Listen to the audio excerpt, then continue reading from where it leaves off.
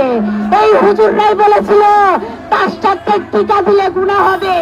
এই আহমদুল্লাহ হুজুরই বলেছিল যে অসুস্থ হলে আপনারা ওষুধ খান কেন, অসুস্থ হলে তো সূরা ফাতিহা পাঠ করবেন, অন্যান্য সূরা পাঠ করে পানিতে ফুটবেন, তেলে ফুটিয়ে ওগুলো খাবেন। অথচ এই আহমদুল্লাহ হুজুর আইসিইউতে ছিল, এই আহমদুল্লাহ হুজুরই ওষুধ খেয়েছিল।